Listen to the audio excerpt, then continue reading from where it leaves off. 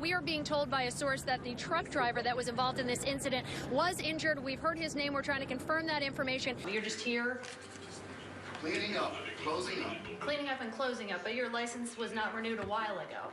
Did you take advantage of these people and deliberately target seniors in this? Well, why would you charge them $825 after quoting them $150?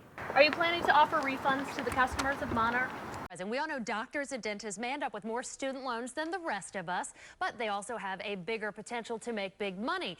And if that's the case, we wanted to know, why are we still paying their debt? Hi, Forward Channel 2, we're looking for Dr. Press. Yes. Are you Dr. Press by chance? Yes, I am. You're watching the magic act of Zachary Press. The Baltimore dentist may want to disappear from our camera, but there's no hiding from his past. Are you seeing patients? Not at the moment. You're just here Cleaning up, closing up. cleaning up and closing up, but your license was not renewed a while ago. And by a while, we actually mean 4 years ago. Records show Dr. Press's dental license was not renewed by the State Board of Dentistry back in 2009. But we found him here, behind the counter, wearing scrubs. And while the signs around the office call him a dentist, the feds call Press something different, a deadbeat. It's a relatively small percentage of debtors who are unwilling to pay and uncooperative. Zachary Press is one of them, according to the federal government. He's got plenty of company. Press and nearly 1,000 other health professionals are listed on the U.S. Department of Health and Human Services public default page. It showcases doctors and dentists who went to medical school on your dime, but didn't pay back special health education assistance loans they got from the federal government, even decades after graduating. Without the loan, they have no current ability to repay. It's U.S. Attorney Rod Rosenstein's job to try and get your tax dollars back. And that's our goal, to collect on the obligation, on the promise that those doctors made. But in some cases, they just won't pay up. That's how they end up on the list. 17 Maryland doctors and dentists have the distinction, owing a total of $3.2 million in principal, interest, and fines. Press's share is $209,000, dating back to 1985. Others from Maryland owe as little as $14 grand or as much as $500,000 and change. Some have been on the hook since 1979. You're supposed to pay back. You're supposed to pay back what you owe. Sarah White is paying, and she doesn't make a doctor's salary. She's a public servant, a single mom living on a local police officer's salary. But every month, she makes a payment toward the federal loans she took out more than 10 years ago to attend the University of Maryland. Even when she was hurt in the line of duty as a Montgomery County cop, those checks were still sent. No excuses. You borrowed the money legitimately and honestly, and you be honest and you pay it back. But the healthcare providers we looked at had plenty of excuses for why they couldn't pay, and not all of them made the federal list. ABC 2 News investigators uncovered dozens more who have defaulted in Maryland, forcing Rosenstein and his team to take them to court to win judgments to get back the money. There's a lot of it, an additional $4 million in loans and interest. The docs who borrowed it aren't considered deadbeats, though, because they've made at least some attempt to pay back a portion of the loan. But that didn't happen until the feds fought to get the money. For the taxpayers who are lending this money in the first place, they have a right to know that if people have the ability to repay it and don't, that the government's going to take appropriate steps to collect on it. And when the government can't collect, it takes action, much stronger than just a public shaming. A listing on the default website means you're banned from capitalizing on federal programs like Medicare or Medicaid. Their wages can also be seized, and so can their tax returns. Can I leave you my card and see if you change your mind, you want to come and talk to us? We wanted to ask Zachary Press about being excluded after landing on the list. He wouldn't answer our questions, though, hiding out of sight. But he's got bigger problems than our camera. In 2012, the state board filed a criminal complaint against Press for practicing without a license. Today, he was supposed to be in a Baltimore courtroom to answer criminal charges, but never showed. We found hundreds of them busted for bad behavior by those speed and red light cameras, and we know there are hundreds more. Let me look up mustache face, hug and kiss. They may be the most precious cargo on the road. Little ones backpacked and bright-eyed, ready to face another school day after a ride on the bus. I keep my fingers crossed that they all stay in their seats. You worry your kids will be on their best behavior, but what about the drivers?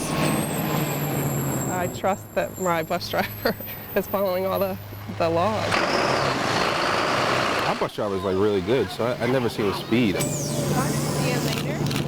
But we have catching bus drivers breaking all the rules once they pulled away from the stop.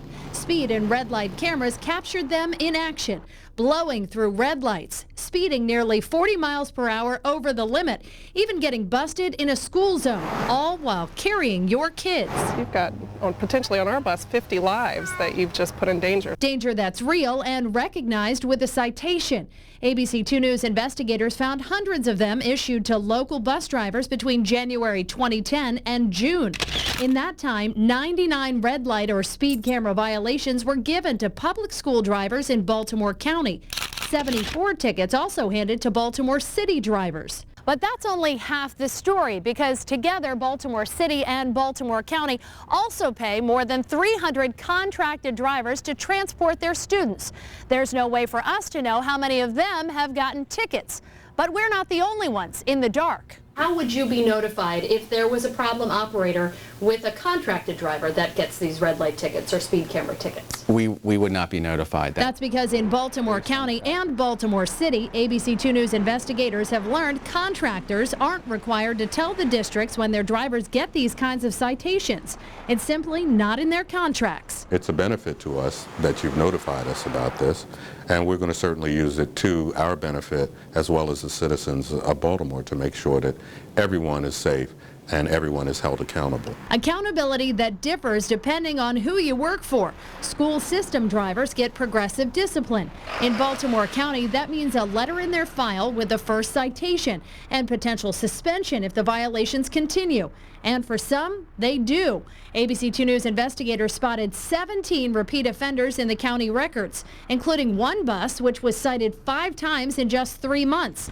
Transportation manager Jim Mitcherling couldn't talk specifics, but says disciplinary action has been taken in some cases. I would not want to see one ticket from a bus driver or any other employee here in Baltimore County who drives a board-owned vehicle or equipment. One is too many. We transport students. And that's just not acceptable. Baltimore City Schools Chief Operating Officer Keith Scroggins has the same no-tolerance attitude, although we know less about the city's citations because they say they don't keep copies. As a result, the district could only supply us with a list of violations and a handful of tickets. We found 15 repeat offenders in the district list, including 2 buses that racked up 6 tickets each. Although the district tells us it has no documents to track the number of disciplinary actions taken against its drivers, Scroggins admits there have been suspensions. As for contractors who continue to rack up citations, Would they have to notify the school system in that situation? I don't think we can require the contractors to let us know the disciplinary actions that they take, but they will have to let us know when their drivers get red light tickets. contract drivers will eventually have to report red light and speed tickets in Baltimore City and the county because of changes both districts hope to make to their contracts. Other districts don't have to make that change. A school bus driver in Anne Arundel County is a school bus driver. Transportation supervisor Chris Carter says all their drivers are held to the same standard. And in a district that claims to have no camera citations, that means contractors have to report any moving violation, just like the drivers who work for the school system. For us to treat them any differently as it relates to what we expect from them, their training, their in-service training, I think we'd be doing our students an injustice. And in the end, it's the students moms and dads are worried about when they say those morning goodbyes. Have a good day. I love you. They feel the ride to school should be safe no matter who's driving the bus. The cameras certainly don't care either way. School system drivers have to pay their own tickets. They racked up 10 grand in fines in just the 2 years we looked at, and the county claims there are none outstanding at the moment. As for the discipline of the drivers, we do know termination is on the table if the school districts think it's necessary, guys.